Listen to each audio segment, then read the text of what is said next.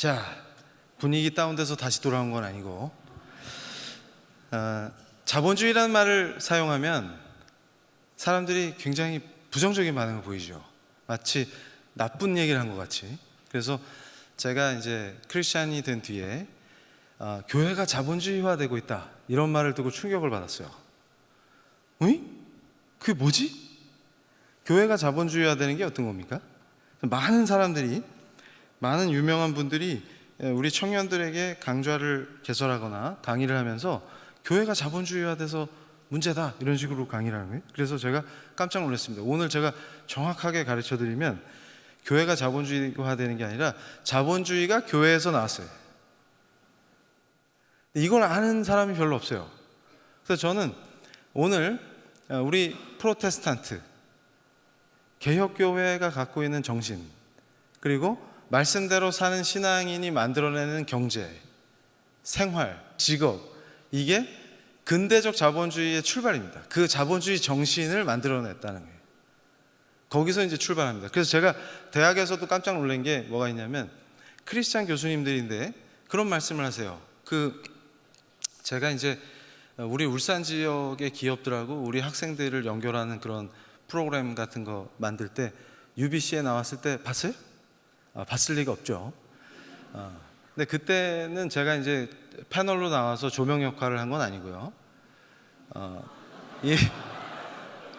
제가 이제 마음이 힘들었던 건 뭐냐면, 기업들은 사람을 못 구하는데 학생들은 잡이 없다 그러고, 이상하잖아요. 그래서 캠퍼스에서 만나게 하면 좋겠다, 이런 취지였어요. 그리고 우리 학생들은 정확한 정보를 모르죠, 기업에 대해서. 근데 단지 이제 기업들이 뭐 빚이 얼마 있고 뭐 이런 거를 본다거나, 아니면 우리 학생들이 이 기업이 제시한 연봉이 얼마구나, 이런 것만 정보를 알 수 있지, 깊이 있게, 예를 들어서 기술 투자를 많이 해갖고 빚이 많지만 비전 있는 회사인지, 그런 걸 학생들이 알 수 없잖아요. 그래서 정확한 정보를 제공하고 학생들과 기업이 만나는 자리를 제공하자, 이런 걸 제가 한번 캠퍼스에서 한 적이 있었는데, 그때 비판을 엄청 받았어요. 천박한 걸 왜 학교에서 하려고 하느냐, 뭐 이런 얘기도 듣고 막 그랬는데, 그래서 제가 그때 그런 생각을 했어요. 왜 그러지? 근데 그때 제가 들었던 말 중에 제일 충격적이었던 말이, 우리 애들을 그런 데 보낼 수 없다는 표현이었어요. 저도 우리 학생들 사랑하거든요. 그런데 그런 데가 어떤 데예요? 제가 거꾸로 반문을 했는데, 그 말 속에 굉장한 어폐가 있어요. 그래서 제가 사회과학을 하면서 막시즘을 기본으로 하는 분들, 뭐 다양한 자기 이론적 배경들이 있겠죠. 근데 제가 우리 크리스찬들에게 강력하게 얘기하고 싶은 건 뭐냐면, 여러분 생각해 보세요. 크리스찬은 말씀이 기준이어야 됩니다. 이데올로기가 중요한 게 아니고. 근데 제가 이 시대에 느끼는 것 중에 하나가 뭐냐면, 거꾸로 돼 있어요. 이데올로기를 가지고 말씀을 읽어요. 이데올로기로 예수님을 편집하는 사람들이 많습니다. 근데 저는 반대로 말씀을 가지고 이데올로기를 봐야 돼요. 그리고 말씀을 가지고 사회 현상을 보고. 그러니까 프란시스 셰퍼가 뭐라 그래요? 인간은 사유하거나 행동할 때 항상 전제를 갖고 있다. 그러니까 여러분 보세요. 세계관이라는 게 얼마나 중요하냐면, 빨간색 선글라스 끼면 세상이 빨갛게 보이고, 파란색 선글라스 끼면 파랗게 보입니다. 근데 중요한 건 우리의 기준은 뭐여야 돼요? 성경이어야 된다. 그럼 뭐가 성경적이냐를 가지고 판단해야지, 그게 기초가 돼야 돼요. 근데 반대로 이데올로기를 가지고, 내가 추구하는 정치 이데올로기를 가지고 성경을 해석해. 어떤 분은 철학자 미셸 푸코의 관점에서 성경을 읽어야 한다, 해석해야 된다, 그런 걸 대학에서 가르치고 있어요. 기독교 대학에서. 제가 쓴 논문 중에 푸코식의 방법론으로 쓴 논문이 있어요. 그런 거는 내가 학술 논문 쓸 때나 써먹는 거지, 그러나 나의 본질은 항상 성경인, 나의 기준도 성경에 있고. 그래서 저는 그럽니다. 여러분 생각해 보세요. 자, 나이가 30이 넘었는데 아버지한테 용돈 받는 건 안 창피해. 근데 땀 흘려 일하는 건 창피해. 그러면 성경적일까요? 아닐까요? 아니다. 그래서 제가 그걸 깨달았어요. 한국에서는 열나 유교적이다. 직업관, 직업의식 등등등 성경적이지 않아요. 그래서 제가 우리 애들을 그런 데 보낼 수 없어요 라고 하는 그 말씀을 하신 분이 크리스찬이에요. 제가 그래서 더 충격을 받습니다. 뭐냐면 그건 전혀 성경적이지 않아요. 무슨 말이냐면 여러분 딸깍발이라는 말 들어봤어요? 그게 뭐냐면 조선시대에 유교, 유생이 집에서 자왈 이러면서 막 공부만 해요. 근데 공부도 열심히 안 했겠지. 그러니까 맨날 과거에 낙방한 거예요. 근데 어차피 조선은 부패했기 때문에 공부 열심히 한다고 합격하고 그런 게 아니니까 어쨌든 anyway 자왈 이렇게 하는데 그 사모님이 죽도록 일하는 거예요. 그래서 내가 연구하다 깜짝 놀란 게 여성들이 수명이 짧아. 그러니까 생각해 보세요. 1년 내내 제사 지내다 종쳐. 무릎 연골이 다 나가는 거예요. 무릎 연골이. 그래서 제가 가끔 이제 겨울 되고 왕년에 제가 쩌짜게 다녀온 사람인 거 알죠? 네? 그 통도사 가면 그 돌로 이렇게 탑 만들어 놨잖아요. 거기서 일보일배라는 게 뭐냐면 한 번 절하고 한 번 가고 그런 거거든요. 거기서 뺑뺑이 돌면서 계속 해가지고 연골이 나갔다고. 그래서 그 짓을 왜 했을까? 지금 생각하면 다 쓸데없는 짓인데. 그래서 제가 가끔 겨울 되면 우리 울산에 저기 온천 있죠, 등옥 온천. 거기 가서 아침에 딱 일찍 가가지고 샤워하고 목욕하고 학교에 출근하고 그랬었거든요, 한때. 그랬는데 그때 애로사항이 뭐였냐면 가면은 어떤 분들이 나한테 합장을 해. 그 지역적 특색 때문에. 그리고 그 시간대 가면 그쪽 분들이 좀 오셔. 그러다 탕에서 저한테 스님은 어디 소속이에요? 이러면 전 교회 다니는데요. 그럼 헐 이렇게 되는 거예요. 그래서 요즘은 제가 교회에서 유명해갖고 이제 어떤 분이 마주치면 할렐루야 이러고 가요. 그래서 이제 제대로 가고 있구나. 그런데 중요한 건 뭐냐면 우리의 의식을 뭐가 지배하냐, 그 얘기하려고 제가 얘기한 거예요. 그러니까 분명히 크리스찬이에요. 그러면 크리스찬은 성경적이어야 되는데 유교적이고 불교적이에요. 깜짝 놀랐대. 생과 사, 삶과 죽음에 대한 관념 불교적이요. 근데 교회 다녀. 직업관, 직업의식, 직업윤리 유교적이야. 교회 다녀. 깜짝 놀랐어요. 우리 크리스찬은 딸깍바리가 존재할 수 없어요. 사모님한테만 죽도록 일 시키고 자기는 자활 이러고 있으면 확 이렇게 돼요. 절대 크리스찬적인 게 아니에요. 그럼 뭐가 크리스찬적이냐? 우리는 어떻게 돼요? 일하지 않으면 먹지도 마. 그게 말씀 어디에 나와요? 데살로니가 후서 3장 10절에. 그러니까 어떻게 이 인류가 발전하고, 제가 진보라는 말을 중시하는데, 왜냐하면 인간이 진짜 진보하는 게 있었어요. 역사 속에 종교개혁. 진짜로 혁명적으로 모든 걸 갈아엎었다. 신분에 관한 거, 그 다음에 신앙에 관한 거, 참신앙이 회복되니까 다 회복되는 거예요. 자유민주주의도 거기서 나오고 법치도 거기서 나왔다 그랬죠. 그리고 뭐가 나오냐면 경제의식, 직업생활 이런 거에 대한 혁명적 변화가 일어났다. 그래서 제가 깜짝 놀랐던 게 뭐냐면, 제가 초등학교 다닐 때, 우리 땐 국민학교라 그랬는데 학교에서 친구를 놀릴 때 그런 거예요. 저도 많이 놀림을 당했어요. 아무개 아버지는 똥 퍼요. 그런 노래가 있었어요. 지금 세대는 기억 못하죠? 요새도 그러고 놀려요, 애들? 그래가지고 직업으로 친구를 놀리는 게 얼마나 잘못된 건지 모르는 거지. 그러니까 저는 어린이들이 그런 생각을 했다기보다는 어른들한테 배웠다고 생각해요. 그러니까 직업으로 사람을 평가하고 직업으로 빈부귀천을 따지는 어리석은 발상, 이게 매우 유교적인 방식입니다. 우리 크리스찬은 그런 사람들이 아니에요. 그래서 제가 가르쳐줬죠.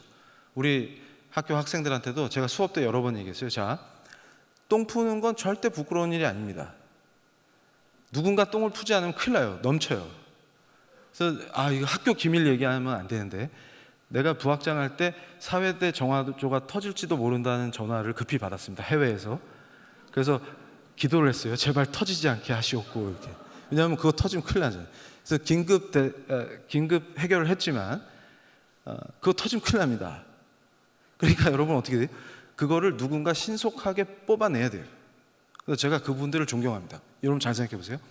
크리스찬은 똥 푸기 때문에 부끄러운 게 아니라 언제 부끄럽냐면 자기 직업이 똥을 푸는 사람인데 똥을 잘 못 푸면 부끄러워야 돼요. 교수고 박사고 판사고 검사여서 자랑스러운 게 아니라 하나님 앞에서 부끄러운 것은 바로 그 자리에서 코람데오죠. 하나님 앞에서 내가 진실되지 못하고 탁월한 직업인이지 못하고 그때 부끄러워야지 똥 퍼서 부끄러운 게 아니에요. 근데 언제 부끄러워요? 똥을 잘 못 푸면 부끄러워야 된다. 신속하게 꽂아서 뽑는다. 그리고 흘리지 않는다. 이런 게 중요한 거예요. 그래서 그걸 우리 크리스찬은 본질적으로 자기 직업을 통해서 하나님을 섬기는 거기 때문에 철저하게 프로의식을 갖는 거예요. 제가 지금 이 시대에 우리 크리스찬 청년들한테 충격을 받는 건 프로의식이 없어요. 깜짝 놀랐어요. 직업윤리도 없어. 어떻게 된 거지? 그랬더니 삶과 신앙을 분리하고 있더라. 교회에 가서만 잘하면 좋은 크리스찬이라고 생각하는 거예요. 그리고 학교나 직장이나 이런 데서는 이건 그냥 생계수단이니까 대충 해도 돼 라고 생각해요. 그래서 제가 내가 좋아하는 미용사가 있어요. 크리스찬 미용사인데 아주 제가 사랑하는데 그분이 저한테 그러는 거예요. 교수님, 희한한 게 선교하러 어디 갔다 오면 이 고객이 안 준다는 거예요. 매출액이 채워진다는 거예요. 그런데 이거를 잘못 간증하면 우리 크리스찬들이 어떤 잘못된 생각을 가질 수 있냐면 대충 해도 하나님이 채워주신다, 이런 식의 잘못된 신앙을 가질 수가 있어요. 근데 제가 확신하는 건 그분이 기술력이 최고야. 그러니까 무슨 얘기냐면 크리스찬은 최고의 기술력을 가질 수밖에 없는 사람입니다. 왜냐하면 끊임없이 연구해요.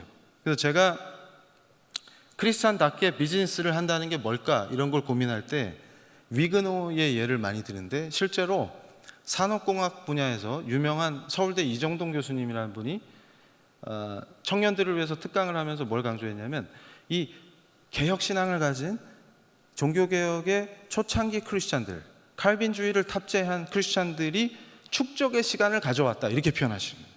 그러니까 기술의 영역에서 축적의 시간은 굉장히 중요합니다. 그러니까 독일이나 일본이나 선진국들이 초창기에 원천 기술을 많이 갖고 있기 때문에 선진국이에요.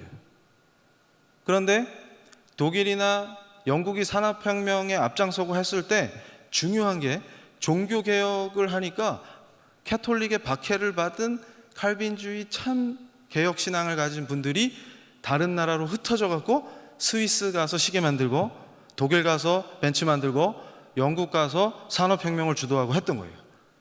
그 원인이 어디 있냐면 크리스찬은 최고의 기술을 가져야 돼요. 왜 그러냐면 하나님께 바쳐야 돼요.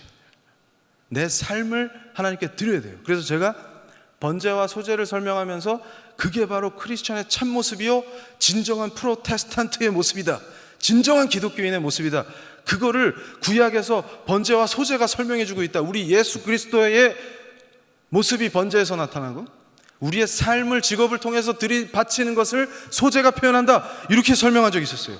그랬더니 청년들이 막 불타오르는 거야. 우와, 무슨 얘기냐면 내 삶이 드려져야 됩니다. 그래서 제가 좋아하는 크리스찬 빵가게 맨날 예를 드는데 이 양반은 7번을 망했다. 7번을. 그래서 제가 왕눈이 형님이라고 그러는데, 왕눈이가 개구리 왕눈이, 이 젊은이 모르는구나, 그런 개구리가 있었어요. 그래가지고 7번 넘어져도 일어나는 개구리가 있었습니다. 그래가지고 이 빵집을 하시는데 7번 망했는데 이분 특기는 망하는 거야. 그러다가 지금은 엄청난 빵집을 해요. 근데 제가 도대체 이 한국 땅에 기독교가 전래된 지 100년이 넘었는데 진정한 위그노들, 진짜 개혁신앙을 갖고 있는 참 크리스찬들을 영업장을 좀 찾고 싶다, 이런 열망이 있었어요. 그러다가 발견한 거예요. 그 몇 개의 영업장들을. 그 중에 하나였는데 놀랍습니다. 뭐냐면 재료를 좋은 걸 쓰기 때문에, 여러분 아시죠? 좋은 재료를 쓰면 주로 맛이 없어요. 이렇게 오늘처럼 비 오는 날 MSG, 그 향기, 그 유혹 떨쳐낼 수가 없죠. 그래서 몸에 좋은 재료를 넣을수록 별로 맛이 없어. 그런데 이분은 어떻게 하냐면 하나님께 바치는 빵을 만들겠다는 정신이 있는 거예요. 그래서 그걸로 주민 이웃을 섬긴다고 생각해요. 그러니까 최고의 빵을 저렴한 가격에 공급하면 그 빵을 먹는 지역 주민들이 건강해지죠. 그래서 거기서 알바하던 여학생이 교수님 저는 변비가 안 나왔어요. 그 빵 먹고 뻥 뚫렸어요 이러더라고. 그래가지고 제가 감동을 받은 거예요. 뭐냐면 최고의 빵을 공급해요. 근데 중요한 거는 최 집사님도 박 집사님도 그 지역에서 그렇게 하면 어떻게 돼요? 그 동네는 크리스찬들 때문에 최고의 빵을 저렴한 가격에 공급받는 거예요. 몸에 좋은. 이해되세요? 그렇게 이웃을 섬길 수 있다니. 그런데 중요한 거는 이분이 기술력을 돌파해야 되잖아요. 좋은 재료만 넣어도 맛이 나야 됩니다. 몸에 안 좋은 거 왕창 넣으면 맛있어 보일지 모르지만 그건 결국 독이죠. 어린이들에게 권할 수 없습니다. 젊은이들에게 권할 수 없어요. 그럼 어떻게 돼? 그거를 돌파하는 거예요. 그래서 결국은 좋은 재료만 넣고 몸에 좋게 만들어도 맛있게 만들어야 합니다. 근데 그거를 그 빵을 하나님께 바친다는 그 각오로, 그러니까 위그노들은 어떻게 되냐면 소명의식과 예정된 자, 나는 구원이 예정된 자야라고 하는 독특한 신앙, 그게 신앙의 본질이죠. 칼빈의 예정과 소명의 기초에서 진짜로 하나님께 내 삶이 드려져야 돼, 내 삶이 예배가 돼야 돼 하는 그 정신으로 했더니 어떻게 돼요? 최고의 엔지니어, 최고의 지식인이 됐다는 얘기입니다. 그게 기술적인 폭발적인 업그레이드를 일으키는 거예요. 그래서 저는 얘기합니다. 축적의 시간을 어떻게 가냐? 말씀, 묵상, 기도, 그걸 통해서 내 한계를 극복해내버려요. 그러니까 예를 들어서 언제까지 연구해? 그러면 어떻게 합니까? 이거를 의무나 억압이나 이렇게 생각하는 게 아니고, 크리스천의 특징은 뭐냐면 나를 부르신 이곳에서 내 연구를 통해서 하나님을 섬긴다. 그래서 제가 깜짝 놀랐어요. 그 빵집은 모녀가 싸우고 있어, 매장에서. 그러니까 딸이 엄마한테, 어린애인데 엄마 나 무슨 빵 먹고 싶어요. 그러니까 엄마가 이 집은 빵을 고르는 게 아니야, 빨리 집어, 있을 때 집어 이러는 거예요. 왜냐하면 빵이 딱 나오면 싹 나가니까. 근데 제가 거기서 또 깜짝 놀란 게 뭐냐면 그분이 맨날 망하다가 일어설 때 고향 교회에 와서 살아난 거예요. 다른 도시에서 다 실패했다가 작은 지방의 도시인데 고향 교회에 왔는데 권사님이 이 청년이 어릴 때부터 본 청년인데 안타까우니까 자기 그 매장도 조그만데 거기를 내줘가지고 빵 굽게 한 거예요. 거기서 시작해서 엄청난 빵집이 된 거예요. 그래서 제가 그분들을 다 사랑해. 뭐냐면 사랑의 공동체가 감싸주고 기도해주고 응원해주고 이러면서 어떻게 돼요? 그분이 거기서 필살기 기술을 최고의 수준으로 끌어올리는 겁니다. 그렇게 해서 그 지역의 사람들이 복을 받는 거예요. 와, 멋있다. 그게 뭐라고요? 그 참 기독교 정신이 만들어내는 게 진짜 자본주의 정신이다, 그 말이에요. 근데 그걸 이해 못하니까 사회주의가 교회에서 나왔어요 이러고 다닙니다. 뭔 사회주의를 알고 얘기하는 거예요 도대체. 내가 전문가라 했잖아. 그래서 제가 다른 강연에서도 맨날 예를 드는 거 알죠? 우리 학생들이 교수님 사회주의는 교회에서 나왔대요. 야, 누가 그런 말도 안 되는 소리 하냐? 그러면 요즘 유명한 누구가 그렇게 가르쳐요. 그러면 제가 또 뭐라고 했겠어요? 그렇지, 이제 나오네.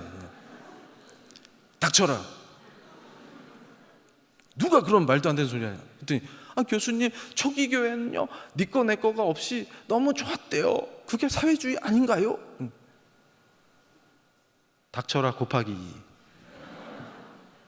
그런 학생들을 제가 참교육하는 게 제 전문입니다. 그래서 제가 예를 든 거 있죠? 유명한 거? 너 지금 지갑에 얼마 있냐? 5만 원요? 오, 너도 교회 다니고 나도 교회 다니니까 여기서 우리가 초기 교회를 실현해보자. 네 거 내 거가 없어야 되지. 야, 나이든 내가 돈이 더 필요하겠냐, 젊은 네가 필요하겠냐, 그 5만 원을 날 다오. 이렇게 당황하는 거야. 당황해. 그리고 우리 학생들 있죠? 기숙사 생활할 때, 야, 너 학교 생활 애로사항이 뭐냐? 그러면 교수님 기숙사 룸메이트가 자꾸 제 걸 써요. 너 공유 좋아하잖아, 공유. 네 거를 걔가 쓰는 게 공유 아니야. 공유해, 공유. 사회주의 좋다며. 그건 아니죠. 그러면 그건 아닌 것 같아요. 이렇게 얘기한다고. 그 뭔데 그러면? 공유 좋다며? 토지 공개념이 뭐 희년이라며? 어디 나와 그런 게? 야, 끝내준다 야. 중국 공산당이 토지 공개념 하는데 그 중국인들이 열나 성경적이네. 근데 막 교회를 탄압하더라. 우와, 정신 차려. 이상하다. 잘못 배웠나? 잘못 배웠다. 그래서 제가 그랬어요. 야, 위대한 신학자 웨인 그루뎀이라는 분이 있어. 그런 걸 배웠죠. 얼치기한테 배우지 말고 이종훈 교수한테 배우든지 피에라이 조와 이런 걸 해야지 제정신이 탑재된다. 그래서 제가 그랬어요. 야, 소유권을 성경이 가르친 적이 없다고? 너 나랑 내기할래? 예. 야, 구약에 하나님 십계명을 주셨잖아. 네. 십계명 외워봐요. 도적질 하지 마라. 소유권이 있어야 도둑이 되지. 이해가 안 돼요? 그러니까 개인이 사적 소유권이 있어야 도둑질을 하지. 아닌가 봐요? 하나님이 도둑질 하지 말라 했잖아요. 그 얘기는 뭐예요? 타인의 소유를 인정하시는 거잖아요, 지금. 희년이든 뭐든 제가 이거 법학자이기 때문에 제가 구약을 무지하게 좋아해요. 레위기 막 사랑해요. 그래가지고 제가 레위기 강의했더니 성도들이 너무 좋아해요. 우리 성도님들이 교수님 강의 들으니까 레위기 하여튼 제가 통독할 때 제일 걸림돌이 레위기였는데 교수님 강의를 들었더니 이렇게 재밌는지 처음 알았어요. 반응이 안 좋군요. 역시. 그래가지고 그러니까 이게 뭐냐면 무지하게 재밌다. 하나님의 법이. 근데 희년이든 뭐든 지금 여기서 또 3박 4일 걸려요. 잘못 가면 조심해야 돼. 나한테 걸리면. 그래서 제가 깨달은 게 뭐냐면 구약에 나오는 하나님의 법은 하나님의 절대 주권과 그가 특별하게 선택한 민족에 적용된 신정 통치 모델이지 사회주의하고 아무 관계가 없어요. 희년을 비롯해서 모든 구약의 법은 하나님의 절대 주권을 인정하고 그의 통치를 인정하기 때문에 생긴 법규들이지 절대로 사회주의하고 아무 관계 없다 그래요. 소유권을 부정한 게 아니라 하나님이 분배해 주신 그 권위를 인정해서 회복시키는 방식이에요. 그러니까 철저하게 하나님의 권위예요. 모든 영역에서. 그 모델이에요. 그걸 우리가 현대적으로 받아들이면 어떻게 돼요? 바로 영역 주권. 성경대로 말씀대로. 비즈니스, 내 영업장이 성경의 실현장이어야 됩니다. 실험장이 아니고 실현장이어야 된다. 그러니까 내가 이 매장의 주인이 아니고 이 매장의 주인은 하나님이시고 그의 절대 주권이 나를 통해서 여기에서 임하시는 그 통치가. 그럼 어떻게 돼요? 나는 하나님 앞에서 매일 신실하게 구약 시대의 이스라엘 백성들이 번제와 소제를 드리듯이 내가 빵을 굽고 연구를 하고 강의를 하고 여러분이 공부를 하고 미래를 준비해서 뻗어나가는 거예요. 그걸 드리는 거예요, 하나님께. 내 삶을 통째로. 그게 예배자예요. 그래서 최근에 제가 되게 가슴 아팠던 게 큰 국가적 대형 사기 사건에 연루된 분이 크리스찬인데 그분 수첩에 말씀 적혀 있었다. 그걸 또 악의적으로 막 언론이 보도하는 거 보고 우리 교회 폄하하고 크리스찬 폄하하려고 가슴이 아팠어요. 근데 어떤 전도사님이 나한테 얘기해 줬는데 그분이 구속되기 전에 그렇게 새벽 예배를 잘 참석하셨다. 그러니까 룸사롱에서 접대하다가 아예 밤새우고 몇 시간 있으면 새벽 기도하러 가면 되니까 그렇게 열심히 출석을 하셨다는 얘기를 듣고 제가 충격을 받았어요. 그래서 그 기도를 하나님이 받으셨을 리가 있을까? 그러니까 무슨 얘기냐면 우리가 하나님 앞에서 말씀대로 사는 참 크리스찬이 무엇이냐라고 할 때 그렇게 해서 돈 많이 벌고 성공하고 이런 게 아니고 진짜 건강하고 제대로 된 자본주의 정신의 본질, 인류를 폭발적으로 발전시키고 그 발전된 기술을 대량 학살에 사용하는 악한 2차 세계대전 이런 게 아니라 주변을 다 복되게 만들고 내 기술과 능력과 지식과 고양된 프로페셔널한 그 능력으로 이웃을 섬기는 참 크리스찬들이 어떻게 아름다운 사회를 가꾸어 갔는가, 그걸 오늘 공부한다. 그럼 지금부터 시작이면 여태 뭘 한 거야? 이러면 쫄지 마십시오. 이번 시간은 정확하게 몇 시에 끝나는 거예요? 알겠습니다. 자, 그래서 PPT 띄워주세요. 저는 시간을 잘 지키는 사람이기 때문에 걱정 안 하셔도 됩니다. 벌써 제가 오늘 그걸 배웁니다 그랬더니 눈빛에 불안감이 싹 스친다. 우리 학생들을 많이 봐서. 그래서 여러분 이걸 보세요. 프로테스탄트 윤리와 자본주의 정신. 저 책을 누가 썼냐면 막스 베버라는 분이 썼어요. 저 책의 저자는 독실한 크리스찬이 아니었어요. 근데 법학자였다가 관심의 영역을 넓혀서 사회과학적인 분석을 좋아하는 분이었어요. 그런데 중요한 건 뭐냐면 저분이 궁금한 거예요. 제가 아까 공대 교수님이 얘기하신 것처럼 기술의 축적을 이뤄내고 폭발적으로 모든 기술이 업그레이드되고 원천 기술이 막 나오고 이런 게 주로 기독교인들한테서 나오는 거예요.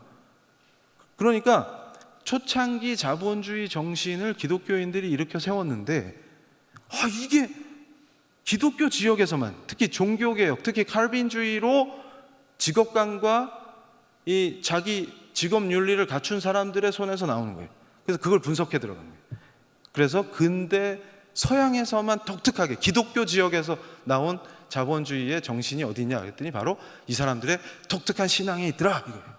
이전에 캐톨릭에선 찾아볼 수 없는 획기적인 게 나왔는데 그게 뭐냐 그랬더니 획기적일 게 없는 게 종교개혁은 아까 뭐라 그랬어요? 제가? 개혁은 본질로 돌아간다.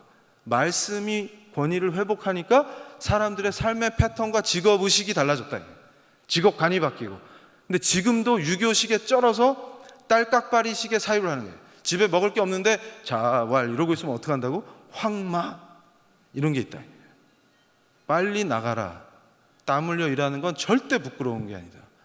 그러니까 저는 뭐냐면 아까도 제가 똥포 예를 들었는데 그거를 정말 체계적으로 잘 하시기 위해서 노력하고 연구하면 어떤 일이 벌어지냐면 정말 훌륭한 환경 기업이 나오는 거예요.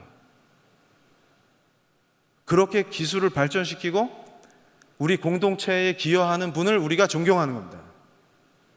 교수인데 연구도 못해 강의도 못해 이런 사람이 나 교수야 하고 목에 힘주는 사회가 아니라 그게 부끄러운 거고, 반대로 나 교수고 박사야 폼 잡는 게 아니라 연구도 못하고 강의도 못하는 게 뭔 교수야, 그게 부끄러운 거고, 반대로 우리 지역사회에 그런 훌륭한 기술력 있는 환경기업이 생기면 어떤 일이 벌어집니까? 우리 젊은이들에게 일자리가 생기고 그 안에서 젊은이들이 꿈을 꾸고, 이해가 되세요?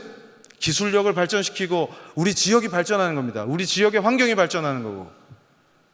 그러면 훌륭한 정화시설을 갖춰서 강이 오염되지 않으면 우리 울산 시민들이 깨끗한 태화강을 즐기고 산책할 수 있고 멋지지 않아요? 그래서 주민들을 섬길 수가 있는 거예요. 이웃을 섬기는 겁니다. 예수님의 명이 새로워지는 거예요. 방구 명신입니다. 우리가 역사를 오래 갖고 있어서 왜 그렇게 조선을 좋아하십니까? 제발 조선에서 탈출하세요. 그래서 제 프로젝트가 뭐라고요? 탈조선. 헬조선이 아니라 탈조선. 조선식 사고. 역사의식 조선, 정치의식 조선, 경제의식 조선. 그러나 등록성도 이런 삥. 이제 어떻게 해야 돼요? 우리는 탈조선. 그리고 이미 우리는 누구예요? 하나님의 선택된 백성들. 아싸, 이겁니다. 그럼 어떻게 돼요? 완전히 직업관, 윤리의식 다 뒤집어 엎어요. 생사관, 내 삶을 모두 다 새롭게 재구성하는 겁니다. 철저하게 개혁하는 거예요. 그러니까 교회가 썩었니? 누가 잘못됐니? 이런 얘기 하지 마요. 그래서 제가 그래요. 교수님, 교회가 썩었어요. 그럼 네가 썩었다. 그 개혁은 어디서 시작된다고? 네가 개혁돼. 네가 빛과 소금이 되면 돼. 그게 다 뒤집어 엎어. 그 썩어 빠진 생각 있잖아요. 움츠려 들고 막 이러면서 이거 딸깍바리식 사고 다 엎어버려. 유교가 아닙니다. 그리고 유교식 서열의식, 유교식 공동체의식 이거 다 없애. 뭘로 바꿔요? 성경적. 그러니까 항상 여러분 마음속에 오늘 이 시간 이후에는 어떤 결단이 있어야 되냐면 여러분의 삶과 모든 행동 속에서 기준은 성경이어야 됩니다. 스스로에게 자문하세요. 이게 성경적인가를 물으세요. 그래서 성경적이면 그게 답입니다. 철저하게. 자, 그래서 이 17세기의 칼빈주의를 기반으로 한 청교도가 등장하다. 그래서 리차드 백스터라고 하는 청교도 이 신앙으로 유명한 분이 일하지 않는 자 먹지도 마라. 이게 본문 말씀이 데살로니가 후서 3장 10절 말씀입니다. 일하지 않는 자는 먹지도 마라. 이게 청교도 정신이다. 그러니까 제가 학생들한테 그런 얘기합니다. 제가 이제 일본 고베 대학에서 방문 교수할 때 그 대학원생 지도하고 막 그랬었는데, 그때 이제 한국 유학생들도 있고 했었는데 일본 학생이랑 대화를 하는데 그 학생이 그런 거예요. 너 이 나름 여기 좋은 학교인데 대학원 석사 마치면 뭐 할래? 그랬더니 얘가 교수님 요즘 일본에서 뜨는 게 있습니다. 그게 뭔데? 그랬더니 후리타라고, 뭐냐면 알바를 3개 정도 하면 정상적으로 취업해서 회사 생활하면 스트레스 많은데 아싸라게 알바 3탕 뛰면 그게 속 편하고 좋습니다, 이런 거야. 그래서 내가 너 이리 와봐. 너 종교가 뭐냐? 그러니까 뭐 횡설수설. 그래서 제가 너 예수님이라고 들어봤냐? 그러면서 이제 전도를. 그러면서 제가 뭐라 그랬냐면, 야, 여기 리차드 백스터라는 사람이 한 얘기를 내가 얘기해 줄게. 자, 즉흥적이고 무계획적인 노동이 아니라 일생 동안 직업을 통해 체계적이고 합리적으로 행하는 노동이어야 된다. 인간의 노동은. 그리고 부 자체의 추구가 아니라 부의 축적을 통해서 하나님 나라의 건설에 기여해야 된다. 그래서 제가 얘기합니다. 빈곤과 결핍은 전지전능한 하나님을 욕되게 하는 것이요, 부의 축적은 하나님의 더 큰 영광을 위하여 in maiorem Dei gloriam, 그걸 가르쳐줬어요. 그러니까 무슨 얘기냐면 우리 크리스찬들이 헛짓에 빠져 있어요. 가난한 게 자랑이야. 그래가지고 제가 이 얘기 또 어떤 다른 강연에서도 했었는데, 제가 크리스찬들이 정신세계가 독특하다, 성경적이지 않다. 그래가지고 부산에서 제가 강연을 하려고 어떤 교회로 가려고 택시를 탔어요. 근데 택시기사 그 기사님이 성경책 작은 사이즈 있잖아요. 그거를 이 운전대 위에 이렇게 올려놓으신 거예요. 그래서 너무 반가워가지고 제가 땡땡 교회 가주세요 그랬더니 기사님이 눈빛이 딱 바뀌어. 그래서 기사님도 교회 다니세요? 성경책 보고 제가 반가워서 그랬더니 아니 안 다녀. 그래서 그래서 저한테 교회는 왜 가? 오늘 교회 가는 날 아닌데? 그래서 목요일 날 교회 가면 안 돼요? 제가 반문했어요. 그랬더니 왜 가는데? 그랬더니 저한테 강의하러 가는데? 그랬더니 기사님이 저한테 설교를 시작하시고, 강의를 하려면 제대로 해야 돼 이러면서 그래가지고 그러면서 이제 저한테 하셨던 얘기가, 요즘 내가 유튜브에서 아주 은혜 받고 있어. 그래서 저를 아시는군요. 그랬더니 내 얘기 아니야. 들어봤더니 엄청 은혜 받고 있는데 그분이 강조하는 게 무소유래. 그래서 옛날 제가 있던 동네에서 강조하던 건데요. 무소유면 법정 스님인데 이게 어떻게 된 거지? 그랬더니 그런데 교회는 왜 안 나가세요? 그랬더니 짜증나서 안 나가. 그래서 제가 그때 실수할 뻔했어요. 기사님이 더 짜증나요. 이럴 뻔했어요. 굉장히 위험했어요. 그런데 그분 얘기를 다 들어주고 내려가지고 이제 그날 우리 청년들한테 강의를 하는데 제가 그랬습니다. 희한하더라. 크리스찬이 아니다. 크리스찬은 무소유 강조하는 사람들이 아니에요. 근데 어느새 내가 보니까 교회 안에 그걸 제가 뭐라고 표현하냐면 불독교, 무소유 타령을 해. 그런데 우리 칼빈주의를 기반으로 한 청교도 정신, 청교도적 경제 마인드에서 빈곤과 결핍은 전지전능한 하나님을 욕되게 한다, 이렇게 가르치거든요. 이게 어떻게 된 거지? 빈곤과 결핍을 자랑하는 사회는 유교 조선의 딸깍바리들입니다. 제가 깜짝 놀랐어요. 파도 때문에 포항 가보세요. 포항? 거기 일본인 마을 있죠. 일본인들이 오기 전까지 파도 때문에 그렇게 많은 피해를 보는데 사또가 그거 하나 고칠 의지가 없어요. 백성들 등골 빼먹는 거에는 프로페셔널해요. 정신을 차려요. 정신을. 그 역사를 기억하십시오.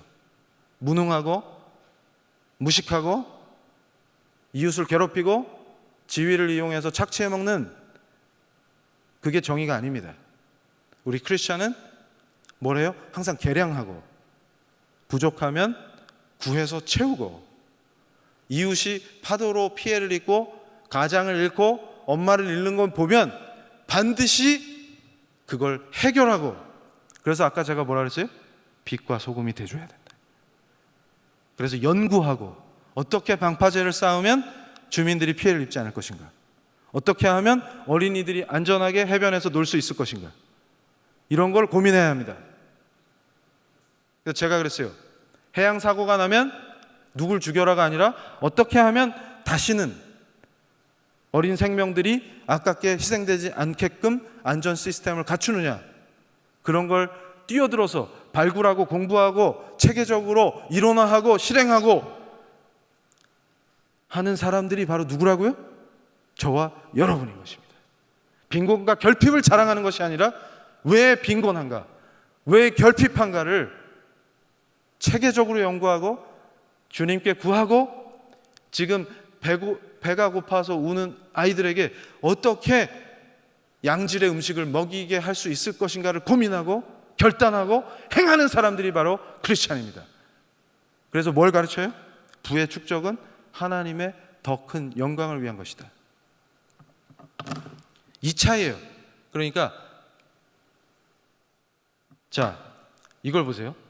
성화된 삶과 덕 있는 행실. 그러니까 이 예정과 소명이라는 거를 제가 신학적으로 지금 여기서 막 설명하면 또 저처럼 산업재해 머리가 빠집니다. 그거는 여기 목사님들께 체계적으로 배우시고, 중요한 건 뭐냐면 이걸 보셔야 돼요. 이거 같이 볼게요. 덕 있는 행실은 죄성을 지닌 인간에게 매우 어려운 일입니다. 그래서 덕 있는 행실로 예정된 구원을 바꿀 수가 없어요. 그러니까 내가 노력해서 오늘부터 시작 하면 덕 있는 행실을 막 하면 구원받고, 안 하면 이게 불교식이지. 인과응보요 이러면 X, 제가 삥. 그런데 중요한 게 뭐냐면 지속적으로 덕 있는 행실을 유지하는 사람은 하나님의 은혜와 역사 없이는 불가능합니다. 그래서 자신의 삶을 체계적으로 조직해서 살아가는 사람은 구원받은 자가 틀림없다고 역으로 생각합니다. 아, 내가 구원받은 사람이구나. 이걸 어떻게 알아요? 이 사람한테서는 끊임없는 덕의 행실이 나온다. 그래서 제가 이걸 고민해 봤어요. 깊이 묵상하면서, 말씀을 붙잡고 묵상하면서. 그래서 생각해낸 단어가 뭐냐면 프로 외식러. 외식하지 마라 그러잖아요. 그래서 제가 크리스찬 언어가 입에 배가지고 어떤 분한테 외식하면 안 돼요 그랬더니 집밥만 먹으면 질려요. 그래서 그 외식이 아니에요. 그러니까 프로 외식러라는 건 뭐냐면 외식해서 내가 덕 있는 행실을 보여주는 것도 한계가 있다 그 말이에요. 한 달 만에 바닥난다 그 말이에요. 그래서 나는 전문적인 외식을 보여주는 사람이야, 이 짓도 한 계절을 넘기기 어렵다 그 말이에요. 그런데 어떤 사람이 끊임없이 덕 있는 행실을 보여준다는 것은 그가 뛰어난 게 아니라 하나님의 은혜와 역사 없이는 불가능하다 그 말이에요. 그러니까 여러분이 뭘 점검해야 되냐면, 자, 끊임없이 은혜가 부어지는 이유가 뭡니까? 이게 같이 돌아가는 거예요. 그러니까 나는 구원받은 사람이야. 그 믿음의 강력한 믿음 안에서 어떻게 해요? 나를 부르신 것, 새로운 것, 두려움이 없는 거예요. 그래서 막 크리스찬인데 유학 가려고 준비해놓고 막 벌벌벌 떨고 이러면 안 돼. 담대하게 기도하면서 그가 부르신 곳에 가겠다. 그곳에서 내가 정말 학문을 갈고 닦고 뛰어난 크리스찬이 돼서 고국에 돌아와서 빛과 소금이 되겠다. 이런 자세로 가면 두려움이 사라집니다. 근데 그때 또 하나님께서 그 학생에게 엄청난 은혜를 부어주시는 거예요. 그래서 제가 우리 학생 중에 어떤 애도 제 연구실에 와서 교수님, 저는 내려놓기로 했습니다. 또 분위기 딱 보니까 뭘 내려놔? 그랬더니 교수님, 제가 교만했던 것 같습니다. 뭘 교만해? 그랬더니 교수님, 제가 유학을 가서 거창하게 이렇게 하겠다, 이런 것이 참 제가 잘못 생각한 것 같습니다. 내려놓고 낮은 곳에 임해서 열심히 하겠습니다. 그래서 제가 또 뭐라고 했겠어요? 닥쳐라. 그래서 제가 딱 너 토플 시험 망쳤지? 그랬더니 아니 어떻게 알았지? 야, 가서 영어학원 종일반 등록해. 교수님 내려놔야 돼. 넌 내려놓을 게 없어. 그러니까 내려놓는 것도 뭐가 있는 사람이 내려놓는 거야. 너는 채워야 돼. 지금 내려놓을 게 없어. 그 내려놓음 이런 거는 원래 크리스찬 스타일이 아니라 저기 통도사 스타일이에요. 종일반 등록해 토플하고. 그랬더니 헐, 교수님께 전혀 색다른 답변을 들었습니다. 그리고 죽도록 공부해. 너 내가 12시에 확인한다. 어우, 잠을 쫓아 이러는 겁니다. 그러니까 뭐냐면 정신을 차려, 정신을. 이러면 또 교수님 또 자본주의에 물들어서 그래. 그게 아니라 뭐냐면 훈련을 회피하고 도피하는데 신앙의 언어를 사용하면 안 돼요. 그러니까 여러분 잘 보세요. 반드시 고난 속에서 성장합니다. 그리고 그 훈련 기간을 감당해야 돼요. 근데 그때 뭐가 생기냐면 바로 위그노들처럼 강력한 지식인이 되는 거예요. 강력한 엔지니어가 되는 거예요. 크리스찬이 아닌 사람은 흉내낼 수 없는 파워를 갖게 됩니다. 그러면서 그는 항상 어려움을 돌파해내지만 덕이 있는 행실로 주변 사람들이 하나님을, 아까 우리 본문 말씀 기억나죠? 그래서 제가 얘기합니다. 둘째 시간에 본문 말씀이 뭐예요? 요한일서 5장 14절이죠. 제가 이 말씀 너무 좋아해요. 우리가 착각하는 게 있습니다. 크리스찬의 담대함은 어디서 나옵니까? 우리가 착각하는 게 있어요. 구하면 주신다. 당연하지. 그런데 그의 뜻 안에서라고 하는 걸 항상 놓치는 거예요. According to His will. 그의 뜻 안에서 구할 때 하나님은 반드시 대답하십니다. 근데 왜 문제가 생기냐? 그의 뜻에 있지 않아요. 요한일서 3장 14절을 보세요. 그럼 뭐가 나옵니까?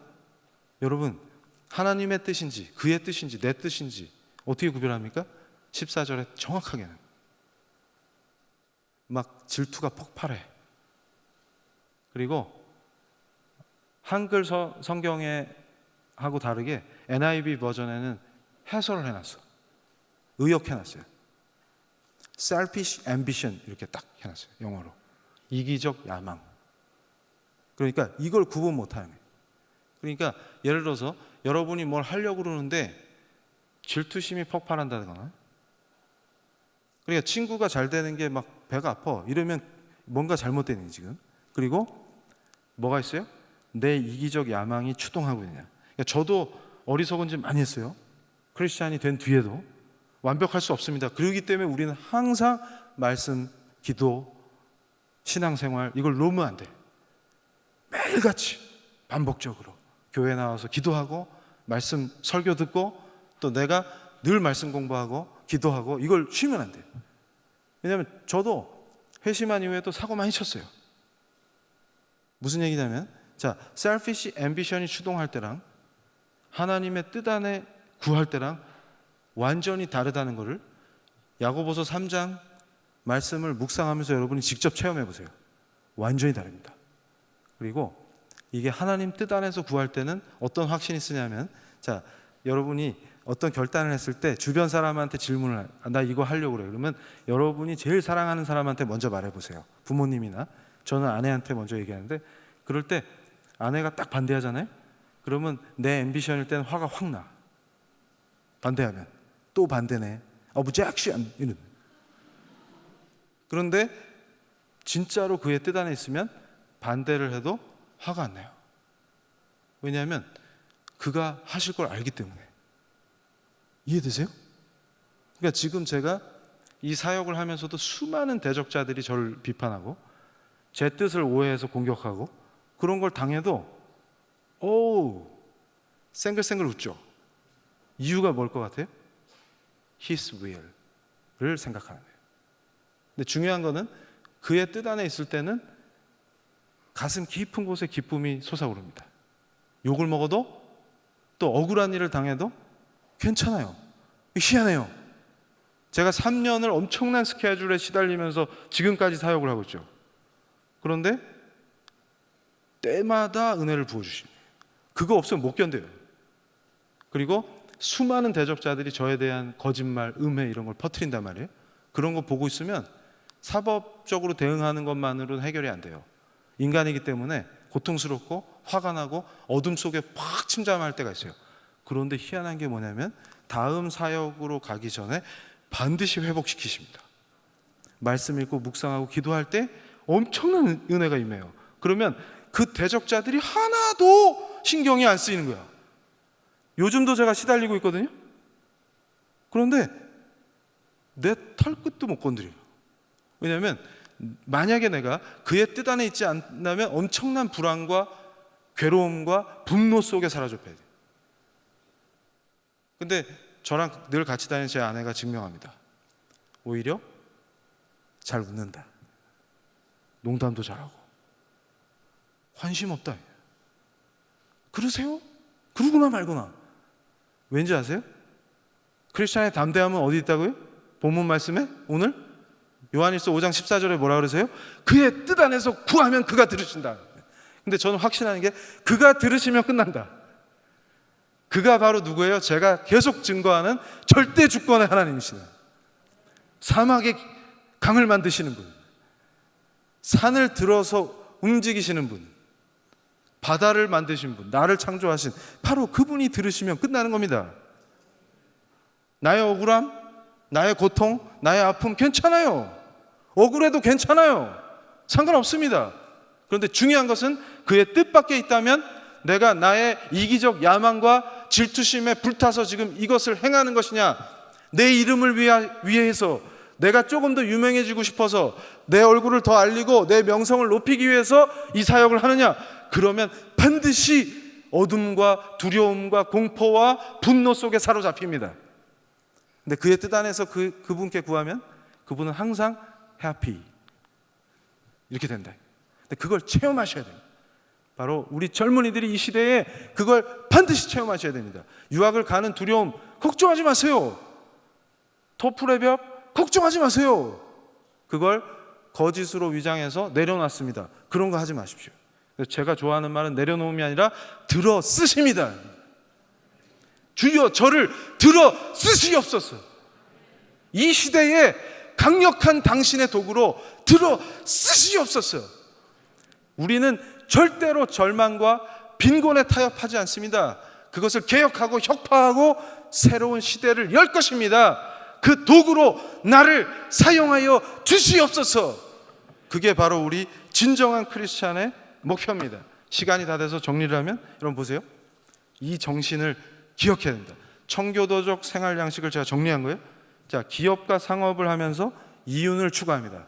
이윤 추구가 성경적이지 않다라고 가르치는 것은 참 개혁신앙, 우리 종교개혁을 했던 말씀대로 살자고 하는 진정한 신앙에서 벗어난 거예요. 크리스찬은 이윤을 추구합니다. 그리고 하나님이 맡긴 일을 성실하게 해내는데 우리는 정직해야 합니다. 그리고 하나님이 맡기신 부를 관리하는 청직이라는 의식이 강력한 거예요. 그러니까 저는 교수직을 하면서도 내게 이걸 맡기셨다고 생각합니다. 그리고 이윤과 자본의 재투자는 이 땅에서 하나님 나라에 기여하는 거라고 생각해요. 그래서 발전하는 거예요. 청교도들의 특징이 뭐냐면 자본을 축적합니다. 시간을 축적한다는 말은 때를 아끼는 거예요. 그래서 지금 나에게 주어진 이 시간을 주님께 바치기 때문에 철저하게 연구하고 최고의 기술로 하나님을 섬기겠다라고 하는, 그것으로 이웃을 섬긴다는 분명한 직업의식을 갖고 있어요. 그렇기 때문에 참 크리스찬이 제대로 성경적인 비즈니스를 하면 엄청난 부를 축적하게 될 수밖에 없습니다. 잘 되게 돼요. 그래서 어떻게 돼요? 그러나 그게 내게 아니고 하나님이 나한테 맡기셨다라고 판단하는 겁니다. 그래서 사치를 배격하고 검소한 생활을 해요. 자본이 축적되는 거예요. 그래서 어떻게 됩니까? 경제적 전통주의를 와해시켜요. 중세 때 경제의식이 완전히 종교개혁을 통해서 날아가 버리는 겁니다. 새로운 시대가 열리는 거예요. 이게 진보예요. 사회주의 혁명을 하는 게 진보가 아니고 이게 진정한 진보입니다. 그래서 어떻게 돼요? 청교도 윤리가 바로 근대적 자본주의 정신으로 등장한 거예요. 그래서 끝으로 제가 경험한 걸 얘기해 드릴게요. 이태리 밀라노에 가면 요즘도 저를 위해서 막 기도해 주시는 목사님 계세요. 이 교수 밀라노로 와, 요즘 고생 많지 이러는데 코로나 때문에 못 가요. 근데 그 밀라노에 원래 이분이 사업가세요. 근데 늦게 신학을 하셔갖고 지금은 이제 사업을 더 확장하지 않고 양떼를 돌보시는 목사님 되셨는데 제가 그분을 너무 좋아해요.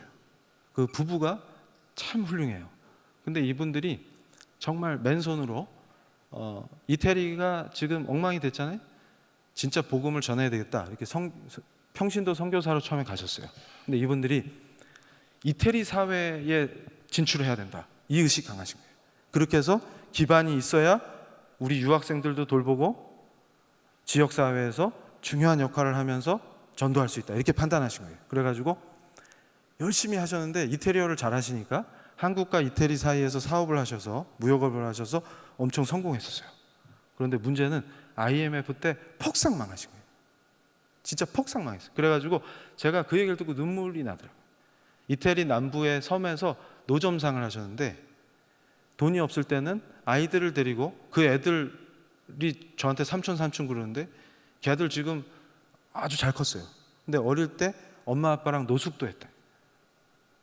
얼마나 그 바닷가에서 노점하다가 따뜻하니까 그냥 길에서 자는 거예요. 애들 끌어안고 엄마 아빠가. 그렇게 고생해가지고 엄청나게 사업이 성공하신 거예요. 그래가지고 유럽 시장을 석권하시고 막 그랬어요. 끝내준다. 그래서 그 양반 너무 아름다운데, 근데 지금 그분이 1층에 교회를 하시는데 그 건물을 사실 때 스토리예요.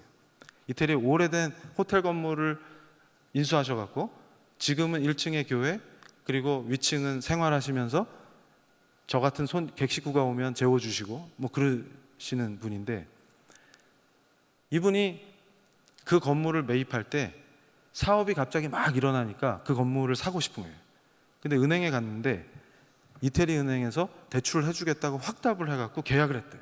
그동안 모은 돈 다 내서, 그리고 나머지 금액은 은행에서 융자로 채워주기로 한 거예요. 그런데 계약을 딱 마치고 좋아하고 있는데 연락이 왔어요, 은행에서.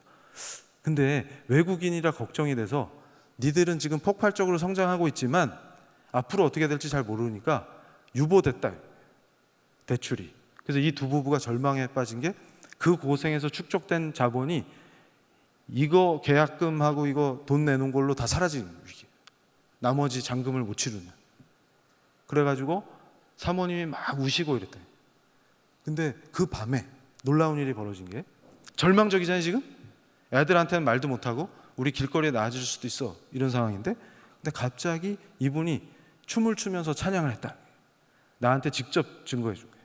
그래서 오 놀라우신 주 이러면서 좋으신 하나님 이러면서 했다는 거예요. 그러니까 사모님이 아니 지금 뭐 하시는 거예요 지금. 그러니까 사모님 더 열받으신 거지. 지금 힘들어 죽겠는데 저 양반이 찬양 잘하는 건 좋은데 뭐 하시는 거예요. 그랬더니 목사님 간증이 그거예요. 자, 주신 분도 하나님이시고 이걸 가져가시면 그것도 하나님이신데 우리가 뭘 두려워하리 이러고 있는 거예요. 근데 역시 부창부수다. 그 얘기를 딱 듣더니 사모님이 같이 찬양했다. 그래서 이 두 분이 뭐라고 같이 이구동성으로 얘기했냐면, 만약에 우리가 대출 받아가지고 이 건물을 멋있는 걸 떡하니 샀는데 며칠 있다 불나면 빚 때문에 않는다. 근데 지금 만약에 이게 날아가면 제로잖아요. 마이너스가 아니라 이제 하나님 은혜로 다시 시작하면 된다. 그러니까 오히려 이게 복이다 이러면서 둘이 같이 춤추면서 좋으신 하나님 했다는 거예요. 그 간증을 딱 듣는데 내가 감동이 확 밀려왔다. 이게 하나님이 말씀하신 관리자다. 근데 그러고 찬양을 막 하고서 아침에 이제 아침 먹고 좋대야 이러고 있었는데 은행에서 연락이 온 거예요. 대출 승인됐다고. 그래서 저한테 그 목사님이 정확하게 뭐라 그러셨냐면, 이 교수 그때 하나님께서 나를 테스팅하신 것 같아 이렇게. 그걸 통해서 내가 재물을 너에게 맡겨도 네가 타락하고 변질돼서 나를 떠날 것이냐, 진정으로 네가 나를 사랑하느냐, 너한테 돈이 중요한 게 아니라 나 여호와 하나님이 정말 중심에 있고 나를 사랑하느냐, 그걸 그 밤에 물으셨다고 생각하시더라고요. 그래서 제가 그랬어요. 그 얘기를 듣다가 아멘. 저랑 같이 일본에 출장을 갔는데 비가 부실부실 오니까 목사님 기도하셨어요? 내일 했더라고. 그랬더니 이 교수 정신 차려. 에? 비를 주시면 할렐루야야. 햇볕을 주셔도 할렐루야야. 우리한테 제일 좋은 걸 주신다니까. 이래서 제가 아멘. 죄송합니다. 은혜가 되네요. 그래서 제가 뭘 깨달았냐, 그 테스팅, 지금 그걸 딱 넘기니까 이분이 사업이 엄청나게 폭발적으로. 근데 제가 지금도 이분을 사랑하는 게 뭐냐면, 엄청난 재물이 부어져도 이분은 항상 정직이야. 그리고 참 크리스찬이기 때문에 절대로 사치와 향락하지 않습니다. 돈이 많아도. 그걸 보고 이렇게 멋있는 크리스찬들의 경제 생활이 삶을 윤택하게 하고, 그들이 만든 기업이, 그분이 세운 그 기업 속에 우리 한국인 청년들이 꿈을 키울 수 있었고, 지역 주민들에게, 밀라노 주민들에게 엄청난 일자리를 제공했고, 그걸 통해서 많은 가정들이 생계를 유지할 수 있었고, 그걸 통해서 많은 사람들이 선교 헌금을 통해서 복음을 들을 수 있었습니다. 우리는 어리석게 그런 분들을 혁명의 대상이니까 처단하자, 이런 말도 안 되고 어리석은 선동에 속아서 놀아나면 안 되는 것입니다. 우리는 본질로 돌아가서, 자, 제가 오늘 이제 결론을 냅니다. 여러분 보세요. 크리스찬은 혁명이 아니라 개혁을 합니다.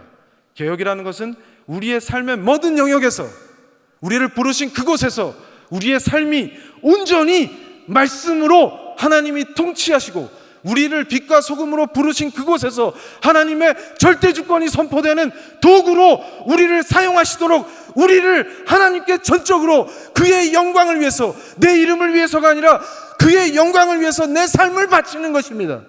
그것을 통해서 숙련되고 단련되고 정금과 같이 성장한 우리 이 대형교회의 젊은이들이 한 손에는 복음을 들고 전 세계로 진출하고 전 세계로 뻗어나가서 그 지역에서 크리스찬이 아니면 할 수 없는 일, 하나님의 은혜와 하나님의 절대 주권의 그 하늘의 권능이 우리를 통해서 땅에 임하는 그 역사가 아니면 사람들을 구할 수 없고, 도탄에 빠지고 고통 속에서 허덕이는 이웃을 섬길 수 없는 그곳에 들어가서 빛과 소금이 되므로 그들이 우리를 통하여 복을 받고, 그들이 우리를 통하여 복음을 듣고 변화돼서 전 세계가 복음화되는 그날까지 오직 예수, 오직 말씀, 오직 은혜, 오직 믿음, 오직 하나님께 영광이라는 그것을 우리 삶으로 실천하는 것입니다. 감사합니다.